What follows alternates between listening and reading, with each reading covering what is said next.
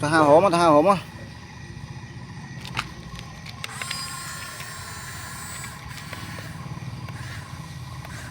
ta hổ mà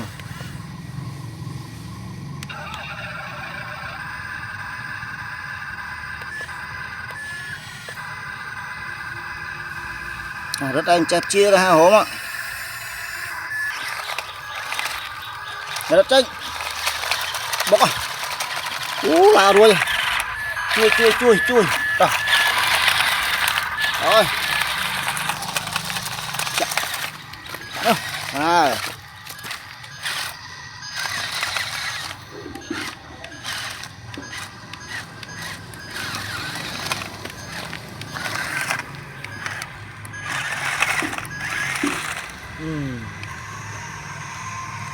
trời bài nó tả cái tiết đặc tiết nhé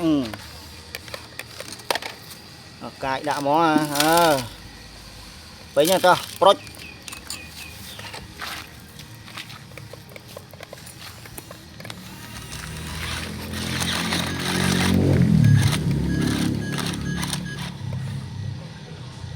đó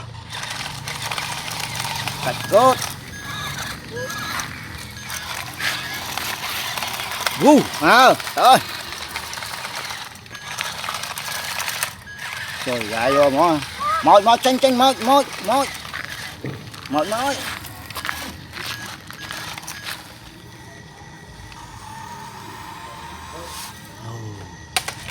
tích hơi đặt đây chào ba nạp chia ấy anh đi nguyên mà chia đã đây cặp Đà Lan đặt cái món này chăm ít cái đằng ca ba này ít miếng cay ba môi không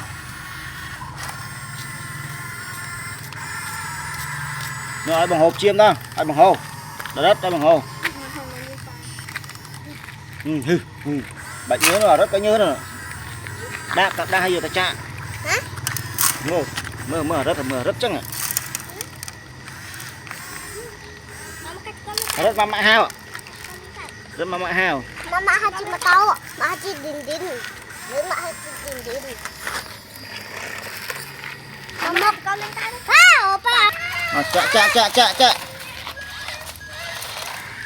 pha chạ khê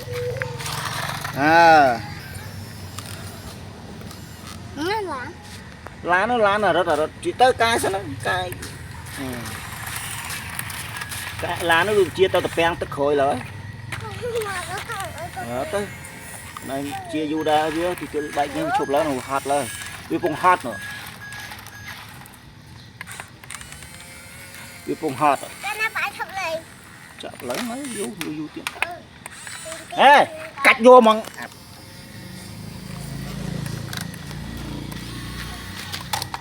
Đà Lan nữa ơi Đà Lan nó thì cay pha tết thôi pha rất đi giáp rất có mò mới nào hơi nó làm cái cay đã kia đấy đã cay rồi lẹ kia đấy tao hay là anh tao hay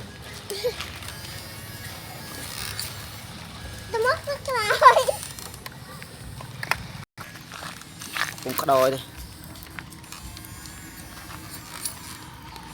bà nào vịt ô ọt cái ngày đó chị cho đặt rất á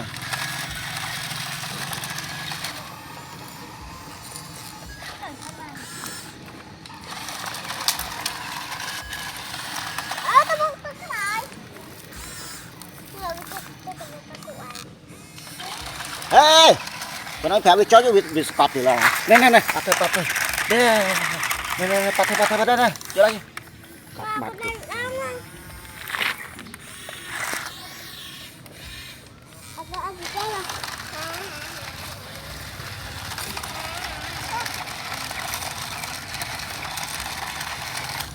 đó là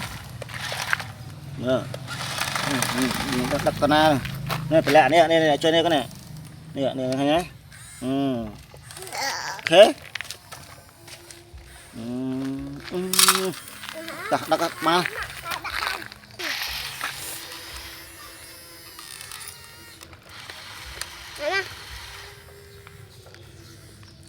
bác làm lên nhiều mà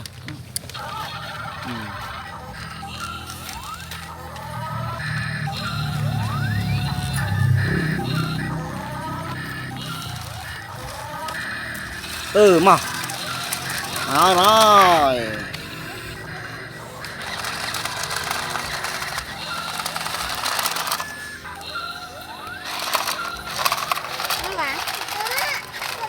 bác ok mà chiếm mà giống mà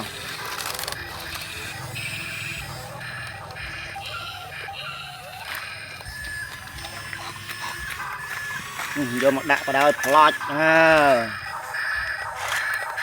Xe mà đặt cầm tay. Nó là cô làm gì đâu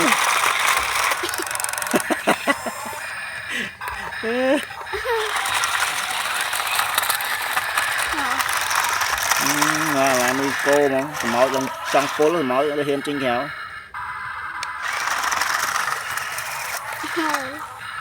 bọc máu cha cái đó trinh mọi khăm lan bao chương rồi bao chương lan rồi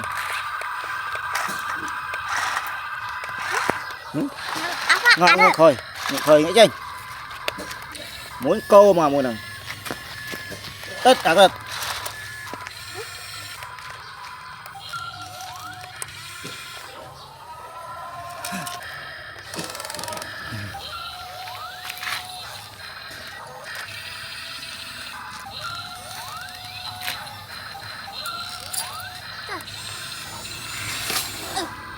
lực ơn hay con lang thầy con vô lang thầy Đạo Lan nhé. Đạo Lan ơi. Chung kia. Nữa nè. Một tay đã bên tôi. Ta tên mà. Tết chứ mà, chân khối mà. Chia tới rồi máu khăm lá nó máu rồi.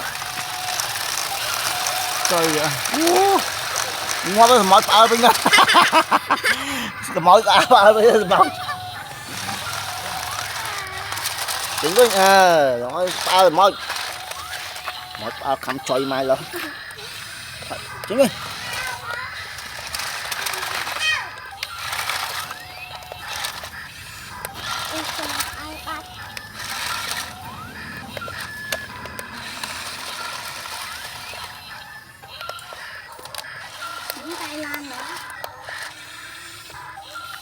Mọi ăn mà không cho mà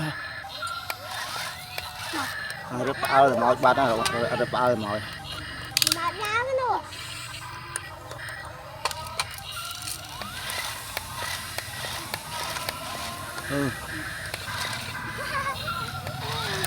mọi con mọi khăm làm máu vậy